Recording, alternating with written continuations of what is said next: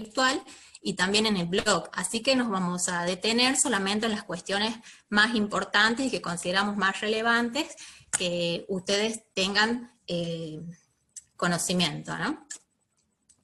Ahora les voy a compartir el Power.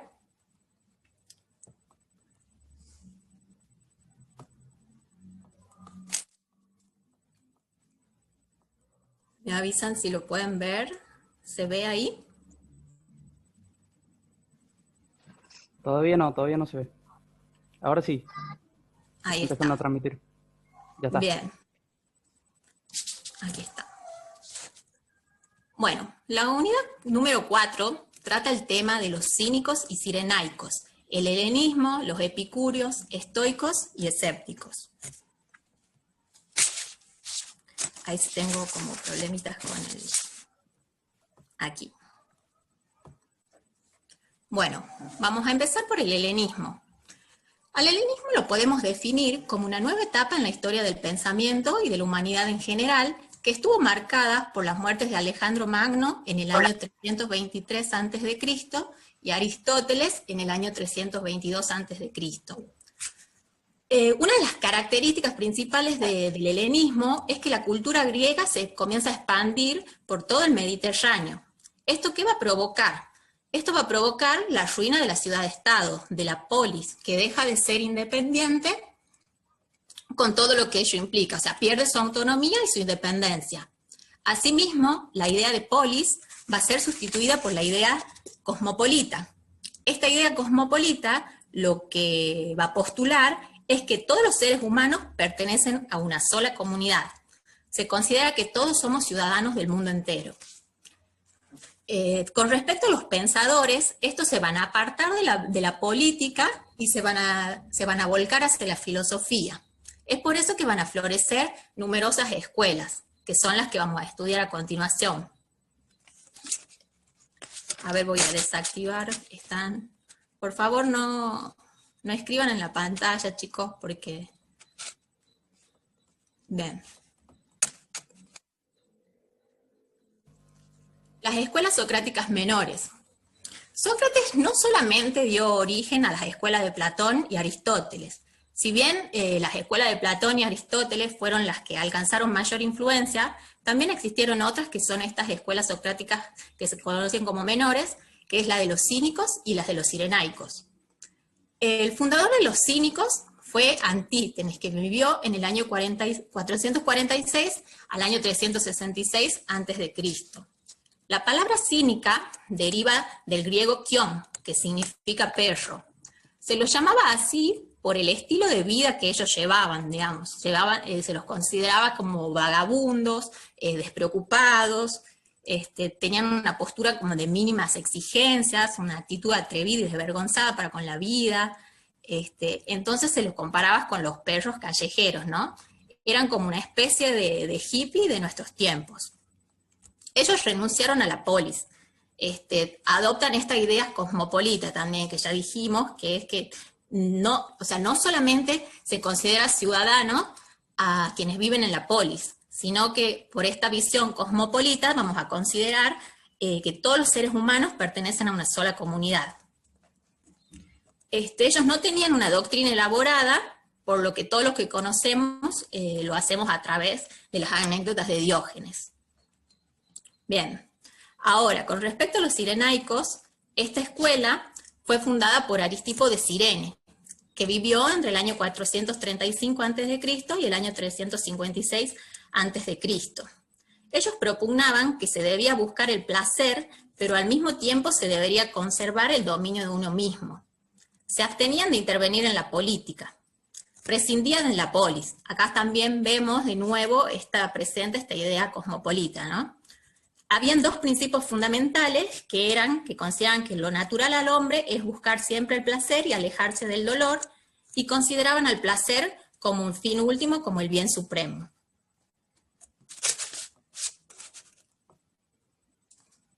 Los epicúreos.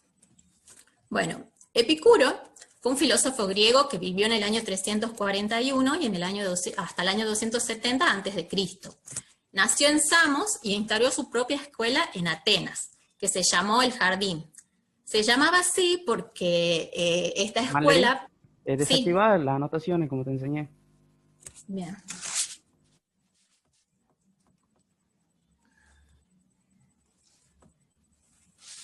ahí,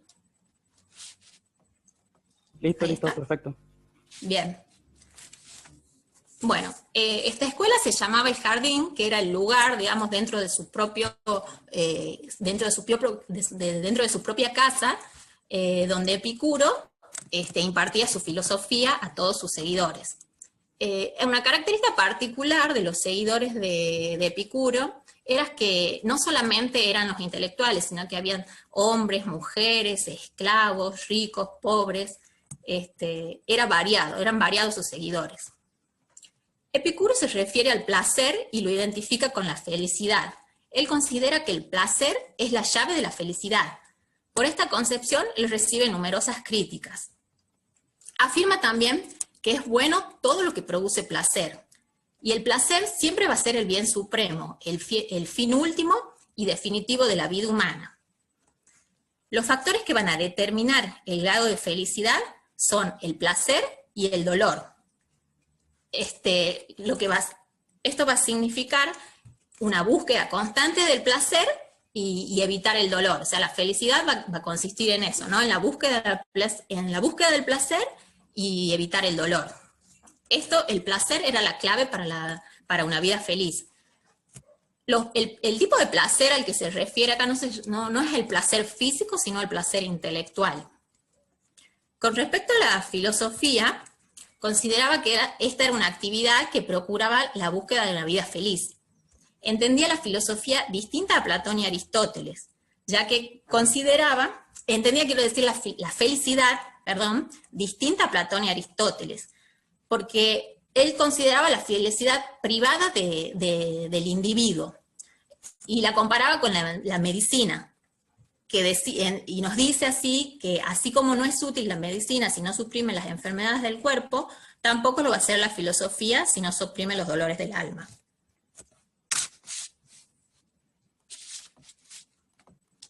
Ahora pasamos. Bueno, este es un tema muy importante en Epicuro, porque aquí aparece por primera vez el término de justicia. La importancia que tiene en Epicurio es que él relaciona la justicia con el contrato social, y así nos dice que la justicia la va a definir como el acuerdo realizado por las personas para no dañarse unas a otras. Considera que la idea de vivir en sociedad y tener leyes y que castiguen es protegernos del daño para poder ser libres y conseguir así la felicidad. De esto se va a derivar que las leyes que no contribuyan a promover la felicidad humana no son justas.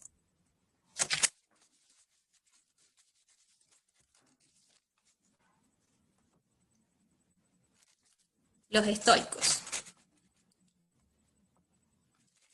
Los estoicos fueron una escuela griega fundada por Zenón de Sitio aproximadamente en el año 300 a.C. y van a mantener su vigencia tanto en el siglo III a.C. hasta el siglo II después de Cristo. Este término proviene del lugar en el que Zenón comenzó a dar sus lecciones, que era un pórtico, y que traducido al griego, pórtico significa estoa. Por eso la denominación estoico. Existen tres periodos estoicos, digamos, que podemos definir. El estoicismo antiguo, que abarca del siglo III al siglo II a.C., el estoicismo medio, del siglo II al siglo I a.C., y el estoicismo nuevo romano, que abarca desde el siglo I al siglo II después de Cristo. El periodo que nosotros estudiamos y en el que está referido a la bibliografía es al estoicismo antiguo.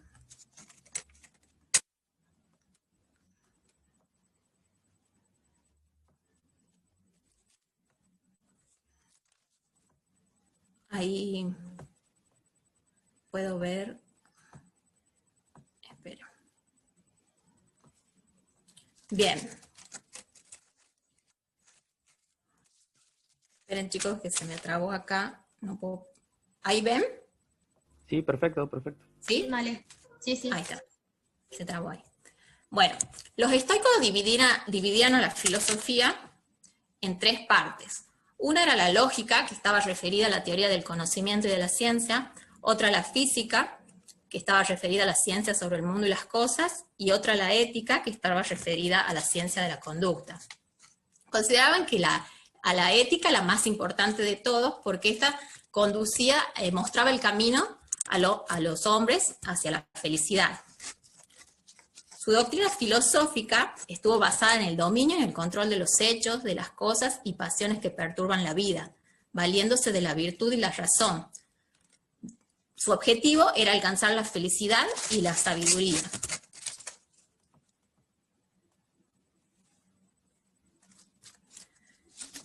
Con respecto a la naturaleza, es un concepto muy importante de... Ay, chicos, se salió. Se salió, tranqui, volver a poner. Ahí vi un par de manitos levantadas. Cuando la doctora y Agustín terminen su exposición, van a proceder a la respuesta de las preguntas. Ustedes levantan las manitos y la doctora los va a ir nombrando para que participen.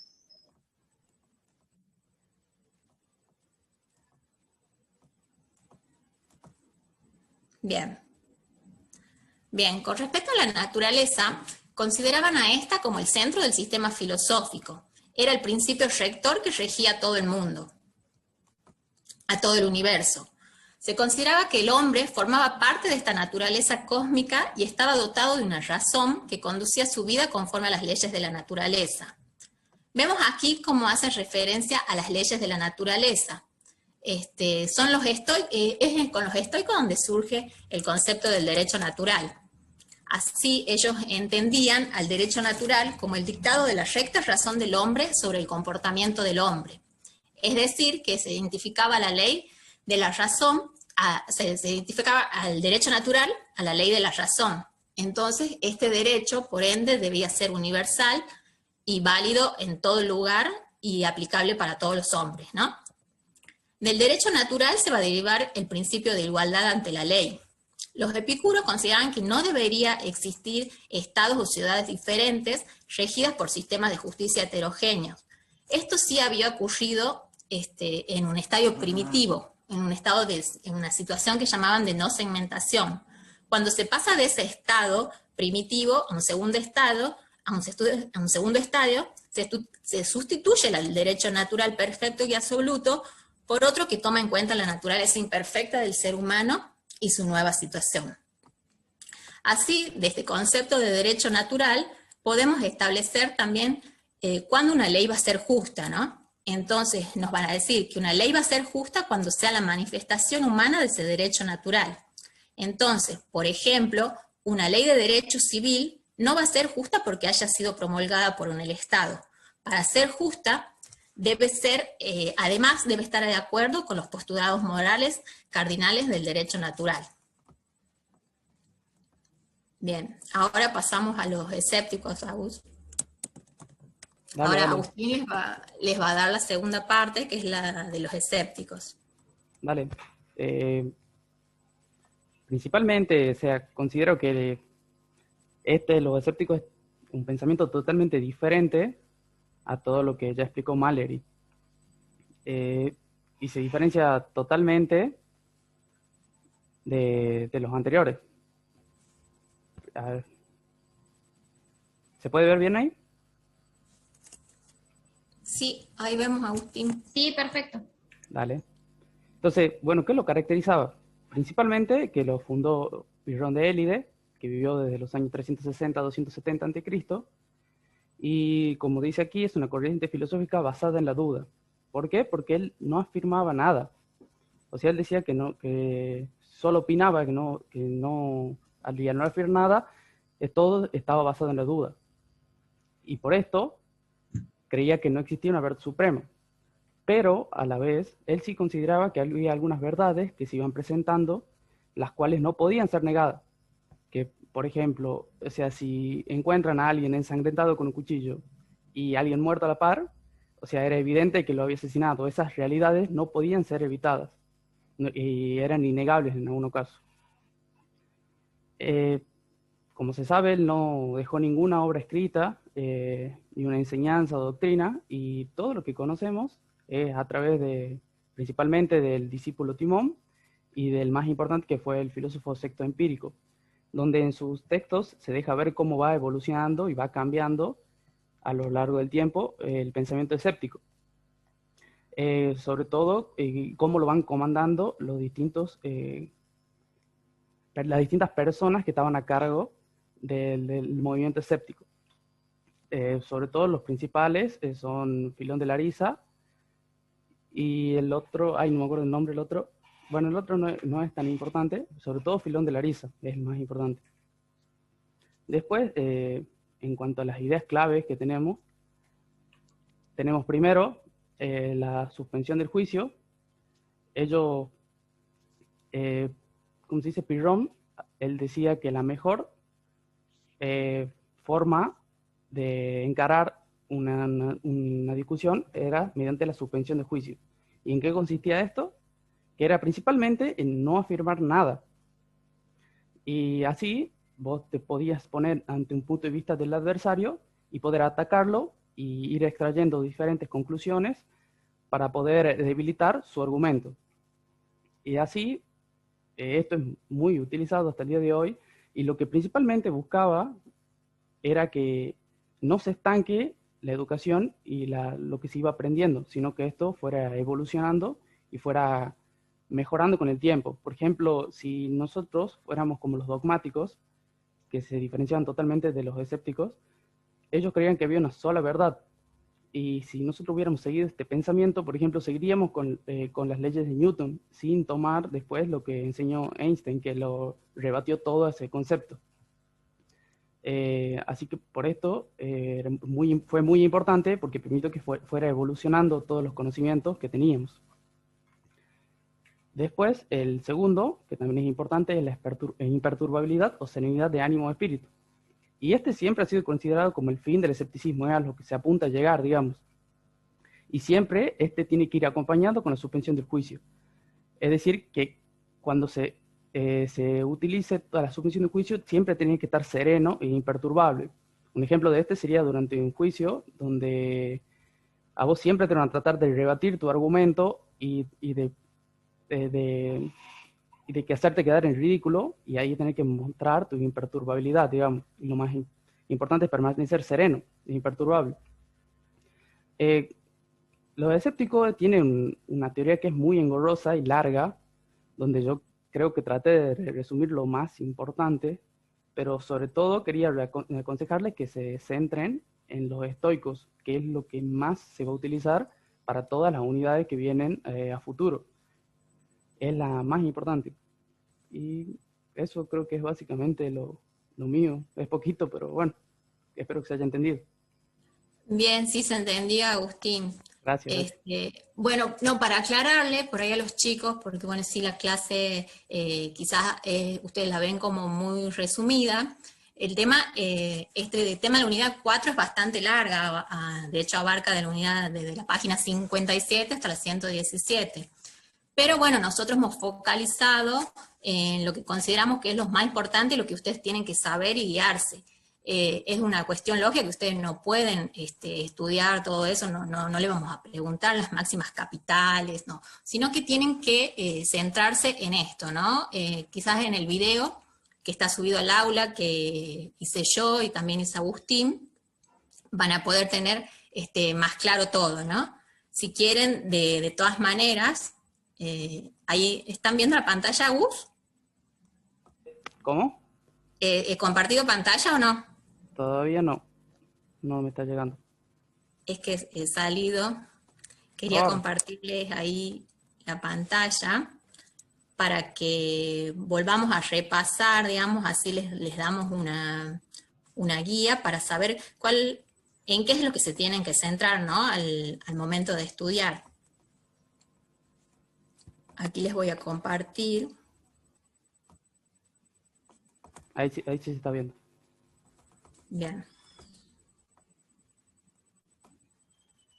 Bueno, por ejemplo, con respecto al helenismo, tienen que saber definirlo, tienen que saber cuándo empieza, cuándo termina, y asimismo cuáles son los caracteres. Aquí yo les he remarcado los 3 caracteres que considero los más importantes, ¿no? el tema de las escuelas socráticas menores, los cínicos y cirenhaicos, tienen que saber quiénes fueron los fundadores, y bueno, y ahí también tienen anotado las características principales, que después cuando vayan al libro, igual este tema en el libro está cortito, así que este PowerSys les va a servir, digamos, para el estudio. Con respecto a los epicúreos, tienen que centrarse en este tema que es principal de ellos, que es el placer y la filosofía. Sobre todo en el concepto de justicia, ¿no? Que hemos dicho que es aquí donde surge el concepto de justicia ya como un contrato social, ¿no? En los estoicos lo que es más relevante es el tema del derecho natural, ¿me entienden? Porque el derecho natural es aquí donde al centrarse tanto la doctrina de los estoicos en la naturaleza, se descubre esta ley natural y este derecho natural que casualmente va a encontrar su fundamentación en la naturaleza humana. Y va a ser un derecho que es universal, que es válido en todo tiempo y en todo lugar, y aplicable a todas las personas. Y que si en realidad este sería como el verdadero derecho, porque así como vemos después que dice que una ley justa, casualmente para hacerlo, tiene que estar en correspondencia con el derecho natural, porque puede ser, una ley, por ejemplo, puede ser una ley dictada, por ejemplo, por un tirano, no va a ser justa, ¿me entienden? Entonces, lo que hay que tener en cuenta para que una ley sea justa es que se corresponda con el derecho natural. Así que bueno, no sé si quieren hacer algunas preguntas. Y en cuanto a lo escéptico, lo principal es Sí. la característica básica, digamos, el fundador, y lo más importante son las dos ideas claves, digamos, la suspensión de juicio y la serenidad. Eso es lo más importante. Después se explaya muchísimo el libro y es una lectura difícil dentro de todo, pero yo creo que esas son las cosas más importantes y las que siempre se preguntan, digamos. Después no se pregunta tanto lo otro.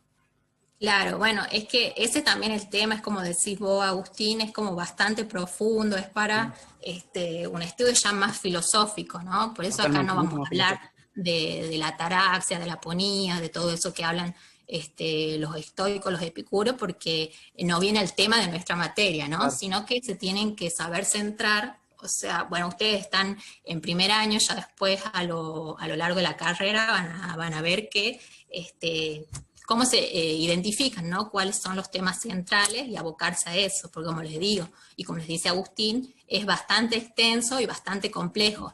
Entonces ustedes ya ciñéndose a estos lineamientos que les dimos, pueden ya estudiarlo mejor haciendo focalizaciones, ¿no? Aparte tengan en cuenta, chicos, no solamente para esta unidad, ¿no? Les digo para el resto de todas las unidades, las preguntas son bastante concretas, no son preguntas para desarrollar. Entonces, por eso como al final hemos vuelto a ver el Power y le empecé a decir más o menos, o sea, ¿qué conceptos tienen que saber? Tienen que saber identificar la etapa histórica, tienen que saber quiénes fueron los fundadores de las escuelas, las ideas principales, y bueno, y estos conceptos, ¿no? Fundamentales de siempre que encuentren la justicia o el derecho, eso sí tengan por seguro de que lo tienen que estudiar bien. Sí, totalmente, Maleri. ¿Querés que comencemos a dar la palabra así hagan preguntas? Sí, también yo no sé si acá hay chicos que rindieron el examen libre, porque hemos recibido muchos mensajes. Bueno, yo quería transmitirles nada más tranquilidad, porque se están analizando todas sus solicitudes, así que a la brevedad vamos a tener una respuesta y se la vamos a poder comunicar, ¿no? Perfecto. Bueno, a ver, voy a comenzar a habilitar a las personas para que puedan hablar. Lautaro Campero. Hola, buenas tardes. Tengo varias preguntas. La primera es, ¿cuál es la diferencia principal entre las diversas escuelas socráticas menores? Ya que en el libro no queda muy claro por el estilo de vida que presentan también y la filosofía como tal no queda muy claro si presentan una filosofía diferente o es una misma pero dada en diferentes periodos. No, en realidad la filosofía que tiene es casualmente en el mismo periodo ¿no? Que es el periodo que se conoce como helenístico, que es con el avance de la cultura griega por sobre todo el Mediterráneo. Entonces, ¿qué pasa? Si tanto, los estoicos, por ejemplo, tienen más correspondencias con los cínicos, y los epicuros tienen más correspondencias con los cirenaicos. Lo que pasa es que, como han visto al principio, yo le había explicado que entre una de las características estaba que los pensadores ya se vuelcan de la política hacia la filosofía. Lo que tienen en común, sí, todas estas escuelas, lo que te puedo decir, es que todos van a tender a la búsqueda de la felicidad. O sea, ya estas escuelas no se preocupan por el ciudadano o por la política, sino van a decir, bueno, ¿cómo el hombre va a alcanzar su felicidad? Entonces ahí, como vos después podés ver, tanto en el video que hemos subido, identificar ahí ciertas características particulares de cada uno. De todas maneras, yo igual les voy a subir un resumencito de todo, así les quede más claro, y les voy a hacer ahí una comparación así, porque me parece interesante también lo que vos preguntás, de detallar específicamente quizás cuáles son las características de cada uno, ¿no? Y que se los diferencian. Claro, como dice Mallory, esas 4 escuelas principales, cínico, cirenaico, estoico y epicurio, están relacionadas entre sí. Las epicurio y estoicos toman de las 2 anteriores muchas cosas. Y ya escépticos, que también está dentro del periodo helenístico, es muy diferente, o sea, no tiene pensamientos totalmente diferentes. O sea, yo creo que no tiene prácticamente ninguna relación con las anteriores. ¿Te queda algo más por decir, Mallory? No, eso de que quizás si no que les queda claro bien lo del video y lo de las clases, yo sí les voy a subir un resumen para que ustedes puedan verlo de ahí. No les digo que estudien de ahí porque sería poco ético también, así que, pero sí voy a tratar de hacerles un resumen para que a ustedes les quede claro, sobre todo esto que aportó su compañero, ¿no? De las diferencias. Sí, y las otras 2 preguntas que tengo es si Epicuro, cuando se refiere a los contratos sociales que se establecen, Sí. si lo traemos eso a la modernidad, ¿vendrían a ser nuestras leyes? ¿Hace referencia a las leyes como tal o meramente habla de esos contratos como algo aparte? No, se refiere principalmente a ese contrato entre toda la sociedad. Las leyes ya tienen que ver con otra cosa, digamos. El contrato social se refiere solamente a ese pacto que hacen, digamos, para poder vivir en felicidad, para poder desarrollarse. Bien, y los estoicos cuando hablan de derecho natural, ¿ellos plantean los principios para el concepto de derecho natural o todavía no sabían lo que estaban planteando, ya No, que, según tengo ahí entendido, de sí? hecho, ahí surge el concepto de ley natural, porque vos fijate la importancia que ellos les dan a la naturaleza, y tanto así que después terminan definiendo esta ley natural como el dictado de la recta razón del hombre sobre el comportamiento del mismo hombre, ¿no? Entonces, ¿qué va a decir? Que van a haber derechos que nosotros tenemos por el solo hecho de ser hombres, y que estos derechos, digamos, son los que en realidad o sea, su aplicación, digamos, su manifestación en la vida, van a conducir, si se lo sigue, obviamente, a la felicidad del hombre. Ese concepto es el más importante, creo, de toda la unidad, porque después en todas las otras unidades, todos los otros pensadores toman el concepto de los estoicos y lo desarrollan después con su pensamiento, pero de aquí sale el concepto de ley natural y derecho natural. Claro, como es como un derecho que nos viene dado por Ujú. el solo hecho de ser hombres, Sí, por la naturaleza misma. perfecto. Bueno, le Muchas damos... gracias. No hay problema. Martina Barandán.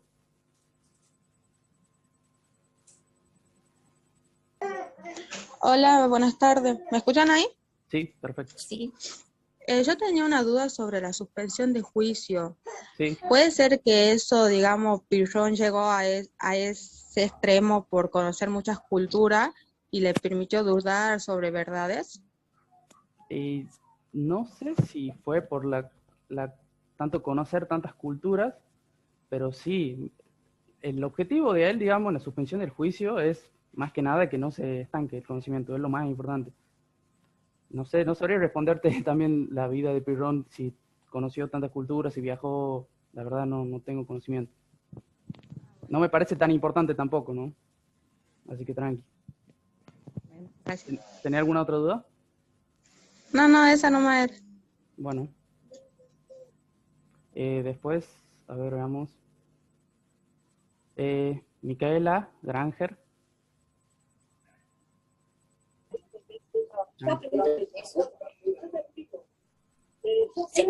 Micaela. Hola, ¿se escucha? Sí, perfecto. Bueno, Granger se pronuncia. Bueno, mi duda es más sobre el parcial, porque al ser un tema tan amplio, un capítulo tan amplio que tiene pensadores, bueno, tiene muchos discípulos, y es muy abarcativo, quería saber qué era lo que más importaba para estudiar y saber de acá para lo que va a hacer énfasis más en el parcial. Bueno, Yo creo que hola, ¿cómo estás? Mira, tanto con Agustín hemos tratado, como lo digo por ahí, de Claro. reducir al máximo, y quizás ha sido, realmente es un trabajo difícil, porque bueno, como vos también lo decís, es bastante complejo, y a veces quizás reduciendo tanto, después ya no se termina entendiendo. Pero básicamente es lo que está en los videos, ¿no? Sí. Y Es ya lo más hace importante. ratito Igual también tenés que saber todo, porque igual podemos preguntar, hacer alguna pregunta de todo el contenido, digamos. Claro, Nosotros te quizás, marcamos bueno, lo por ahí principal. transmitirles, ustedes han leído que se habla mucho de las máximas capitales, o sea, no le vamos a preguntar eso, la máxima Claro, sí, capital, lo nombran número mucho, tanto, ¿me sí. entienden? Sí. No, eso no, sino focalicen en esto, ¿no? En el concepto de derecho, de justicia, los periodos, las características que tenían cada uno, es eso. No tanto, porque como le digo, esta es es muy filosófico todo, y a nosotros no nos interesa tanto eso. Bueno, Creo que gracias. de las clases, y yo como les digo, sí les prometo que sí les voy a hacer un resumen para que les quede así más claro. Tienen que leerlo el libro, o sea, no es que les decimos no estudian el libro, tienen que leer del libro, pero tienen que aprender, bueno, ya en el transcurso del año académico, y bueno, después de los demás años que siguen, les va a resultar más fácil. Así que bueno, por ahora nosotros los vamos a ayudar cada vez que podamos con resúmenes, y bueno, y con esto de las clases, que yo les recomendaría que se centren en eso, no tan solo en estas, sino entiendo que en las demás, porque los profesores sacamos los contenidos que consideramos básicos, ¿no? Entonces, Son los para contenidos cerrar, prioritarios. sería el power que ustedes hicieron más el resumen y leer el libro para fijar más esos contenidos que dieron el power y no tomar tan importante los capitales que los nombran casi todos los pensadores. Claro, no. A ver, la bibliografía oficial es el libro, chicos, o sea, tienen que estudiar del libro. Pero esto es una forma de facilitarles el estudio, digamos, que ahora lo hacemos, quizás en otras materias no creo que les hagan ni nada, pero entendemos, así como les dijo Agustín, que es un tema bastante complicado y es largo, y sabemos que no es la única materia que están cursando, entonces es como, sí, le vamos a facilitar quizás en esta unidad eso, ¿no? Bueno, muchísimas Bruno Andrada, ¿qué quiere preguntar? Sí, ¿me escuchan ahí? Sí, sí. Bien. Sí, quería preguntar sobre las ideas claves del escéptico. Me quedaron dudas en las últimas dos. ¿Me podrías volver a decir? ¿Quién opina que algo es por naturaleza bueno o malo, se turba por todo? Esa es la primera. ¿Cómo? Es la segunda, me ¿Quién parece, opina que...? la serenidad del espíritu, ¿verdad? Sí, sí. Bueno, a eso se refiere... La serenidad del espíritu Claro. y la anterior, que sería ¿quién opina que algo es por naturaleza bueno o malo, se turba por todo? Bueno, se refiere a que el que siempre esté buscando llegar a un fin y a una verdad absoluta, se va a terminar turbando por todo, digamos. Entonces es más fácil no llegar y que llegar a la conclusión de que es imposible obtener esa verdad absoluta e ir investigando para acercarse lo máximo posible, ¿entendés? Y entonces, tenemos que decir que esta idea clave, que es la segunda, es la más importante y es considerada el fin. Y la idea es que las personas pueden vivir imperturbables, digamos, y tranquilas. Eso es principalmente lo que significa eso. Bien, bien. Y la otra, la serenidad del espíritu acompaña a la suspensión del juicio. A la suspensión del juicio, bueno, porque en la suspensión del juicio decimos que no tenés que afirmar en ningún momento nada, digamos. Y, o sea, vos vas a entrar con una contraargumentación con alguien más.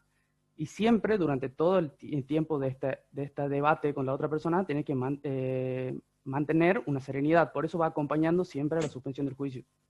No sé si se entiende ahí. No. Sí, dale. Muchas gracias, ¿no? No, no hay problema. Después, Cristian Venturelli. Sí, buen día. Buenas tardes, perdón. Quería hacer una consulta, no sé si me escucha. Sí, perfecto. Sobre el tema del contrato social. Por ejemplo, la clase anterior, cuando veíamos a Aristóteles, un compañero dio un ejemplo cuando estábamos hablando de justicia, si pertenecía a la parte conmutativa o judicial. Sobre un accidente de auto, por ejemplo, para alejar esta acción de un medio judicial, el trato que hace uno con el otro, este sería un contrato social. Eso es de la unidad anterior. Claro, él la dio No sé si, al ejemplo si fuese conmutativo judicial. Si en un accidente las dos no personas sé si hablan está para ver cómo quedan. Claro, No entiendo de todas maneras bien tu pregunta, pero de todas maneras claro, o sea, para evitar llegar a un medio judicial. El contrato social sería el acto que hacen las dos personas para evitar eso. Vale, ahí te interrumpo. Cristian, no, Sí. estás confundido. Contrato social es otra cosa totalmente diferente, no es la relación que vos estás haciendo, estás confundido, trata de releer la Bien. De todas formas, Bien, la clase de hoy traten de remitirse a preguntas del tema de hoy, chicos, por una cuestión de orden. Pero no, Cristian, estás confundido, no, lo que Claro, estás diciendo, tenía te esa entiendo, duda. pero no es nada que ver lo que estás respondiendo, ¿sí? Bien, y después cuando habla sobre el placer, sobre la felicidad, dicen que Epicures tiene entendía como la felicidad distinta a Platón y Aristóteles. Y estos también, cuando hablan sobre lo que es el placer, la ponen como un bien. ¿Por qué se produce esta distinción, digamos? ¿Por qué él piensa distinto que los otros? En Epicuro, por ejemplo, él entendía, dice, es verdad, la felicidad distinta a Platón y Aristóteles, porque ellos consideraban la felicidad individual del individuo, pero en relación con la polis, ¿no? O sea, el hombre se podía desarrollar y ser feliz dentro de la polis. En cambio, Epicuro no se va a referir a esa felicidad individual del individuo, sino a la felicidad privada, ¿no? A la felicidad de uno mismo. Ah, bien, perfecto. Bueno, sí, esas eran mis dos dudas. Muchísimas gracias. Yo tengo una duda. ¿Quién? También. ¿Cómo es tu nombre? Iván Díaz. Levanta la mano, porque hay un montón que están levantando la mano y de ahí... ¿Cómo hago para levantar la mano? Ya te voy a llamar yo, tranquilo. Bien. Gonzalo Fernando Orqueda. Hola, buenas tardes. Bueno, la principal duda era que del último tema de que se había dado de lo que vos estabas explicando, era de cómo se podía resolver eso, lo del ¿cómo se dice? Lo del juicio final o algo así, era para para cortar todo eso, lo que no había entendido muy bien la última parte. ¿De qué tema? Del último, del que vos estabas explicando. ¿De escépticos? Sí, ¿qué crees que explique?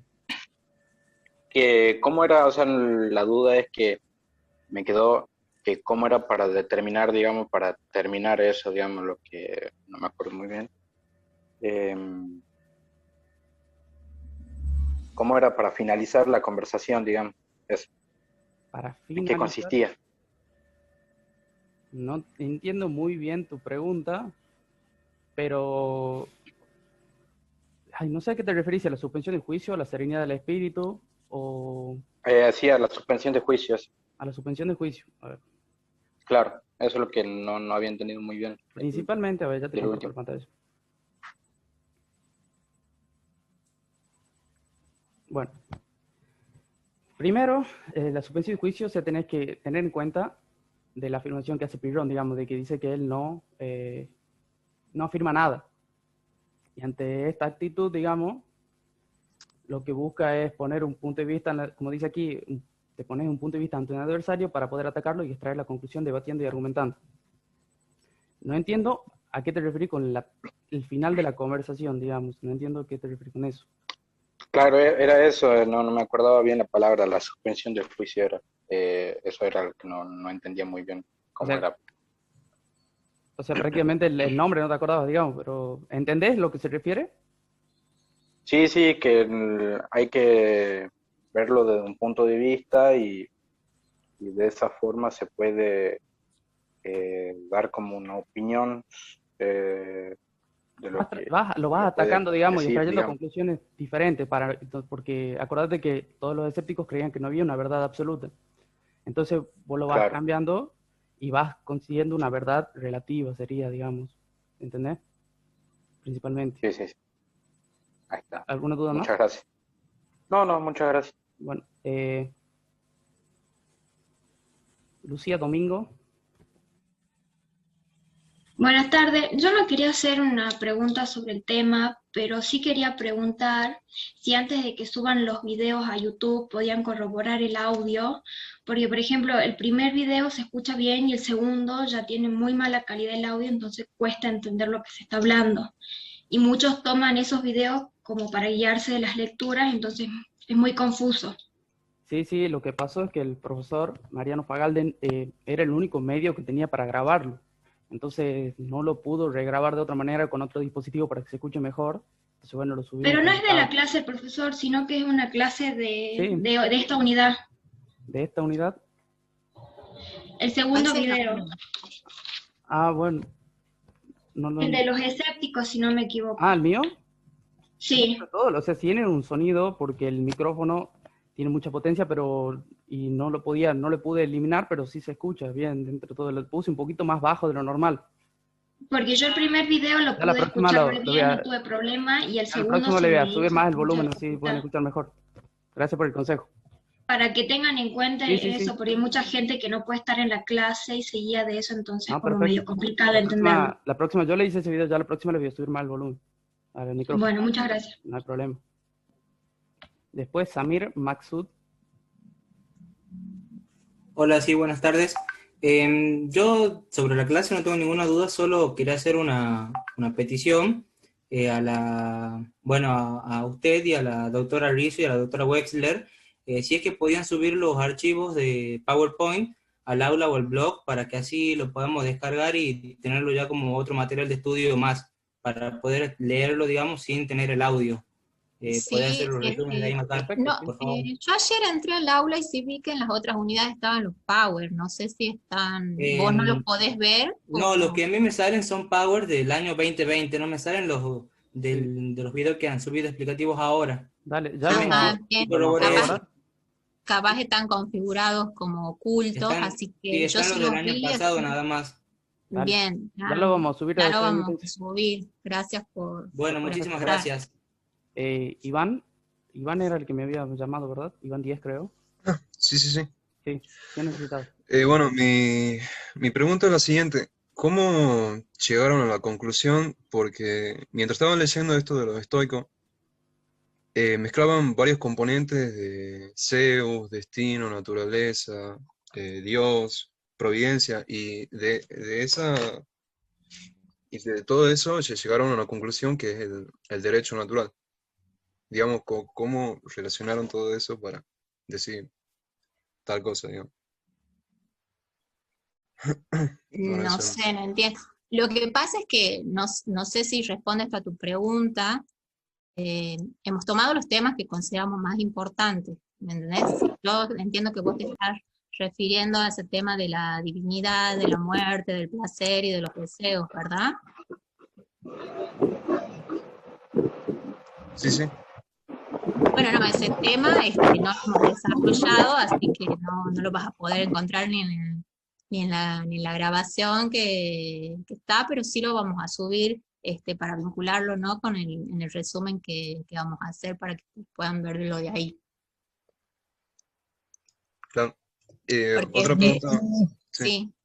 sí, no, porque era un tema que me pareció que si se lo desarrollaba era bastante largo, así que bueno, sí o sea, entiendo, ya sé cuál es al que te referís vos, digamos, que eran como los principios fundamentales que decían que eran de los estoicos. La divinidad, la muerte, el placer y el dolor, ¿verdad? Sí, sí, sí. Bien, ya. Otra pregunta que quisiera hacer, ¿en qué sentido esto tiene, digamos, relación con lo justo natural? ¿O es totalmente diferente? Al final, bueno, se explica, ¿no? Este concepto de que al ser el derecho natural, tener su fundamento en la naturaleza humana, va a ser el derecho natural el que va a decirnos a nosotros cuándo una ley va a ser justa o no. Por eso decimos que la ley esa va a ser justa, una ley positiva sería, por llamarle así, que ya hemos visto en otra clase que todavía no hablamos de una ley positiva, pero va a ser justa siempre que esté adecuada a los preceptos del derecho natural.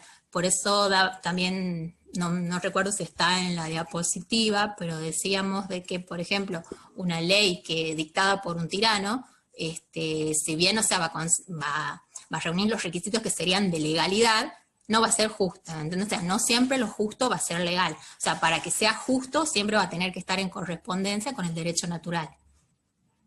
No sé si se entiende un poquito más. Claro, sí, sí, sí. Es como esto de Aristóteles, ¿puede ser?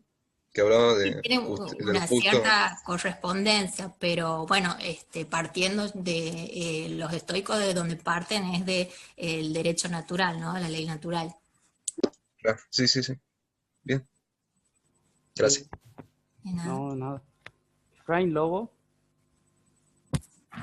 Sí, buenas tardes, tutores. Tenía una duda acerca justamente la última consulta que realizó un compañero acerca de cuando denominan derecho natural. Si bien nosotros en clases anteriores y en bibliografía que vamos leyendo y estudiando, hablan de que la idea de derecho se toma referencia a partir de los romanos. Si bien acá se habla de derecho natural, con los estoicos, la tercera etapa es la cual se desenvuelve en Roma, pero nosotros tomamos y analizamos la primera, la cual, bueno, estamos hablando de Grecia. Todo empieza o sigue en pleno periodo de esa transición entre Grecia y Roma, en el cual se efectúa este derecho natural y la ideología del derecho. No, entiendo que es desde el principio, porque ellos ya, vos viste, los estoicos se refieren, su filosofía está centrada sobre todo en la naturaleza, entonces de esa misma naturaleza ellos consideran que se identifica con la ley de la razón, entonces lo van a considerar, en realidad se refieren a la ley natural, o sea, como el dictado de la recta razón del hombre sobre el comportamiento del hombre, ¿no? Entonces entiendo que inicia con los estoicos, o sea, de ahí surge el concepto. Después sí lo van a ver más adelante, pero esto es algo que quizás no todos, digamos, lo establecen. Ahora nosotros analizando el libro, cuando ustedes lean el libro, ven que en realidad de dónde surge el concepto de ley natural, que es en los estoicos. Muchas gracias, doctor. Nada. Evelyn Castro. Buenas tardes. Yo tenía una duda, bueno, sería varias. La primera sería, Cuando hablan del helenismo, había escuchado que decían que era un periodo, pero yo no entiendo si esto forma parte de una escuela menor socrática o es un periodo en el que se van... ¿Se corta o Se yo no corta, escucho bien? se corta, pero más o menos creo que sí entiendo lo que pregunta. Pregunta si el helenismo es una escuela más o es un periodo. No, el helenismo es el periodo. Claro, no El es una periodo escuela. que cuando... No es una escuela. Después a las escuelas que hemos visto se las conocen como escuelas helenísticas, digamos, Claro, pero porque el están dentro de helenismo ese es un periodo. periodo. Claro, están dentro de ese periodo. Y las más importantes, bueno, son las socráticas menores, que incluyen los cínicos, los cirenaicos, bueno, están en el programa, ¿no? Es el tema de la unidad. Los epicúreos, los estoicos y los escépticos. Esas son las escuelas que florecen durante el helenismo, ¿no? Claro. El helenismo no es una escuela. Entiendo. Claro, esa era mi duda porque había escuchado que era un periodo y pensé que el helenismo era una escuela y escuché que era un periodo, entonces me había quedado Claro, esa duda. es una etapa de la historia, digamos.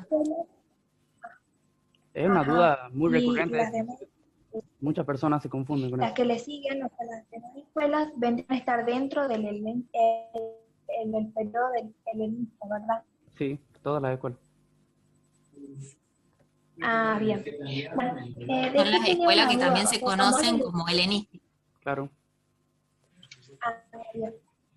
Después, la Se te está cortando. mía era también cuando hablaban de derecho natural, un montón de cosas, pero la pregunta mía sería, digamos, ¿cuál es el principio del derecho natural? O sea, ¿qué sería el derecho natural? El derecho natural es el que encuentra su fundamento en la naturaleza del hombre. Es ese derecho que todos, digamos, tenemos por el solo hecho de ser hombre, ¿no? Que viene determinado por nuestra naturaleza. Es esa la definición. Y al estar determinado por la naturaleza, derecho siempre va a ser válido en todo tiempo y en todo lugar. Y va a ser inmutable.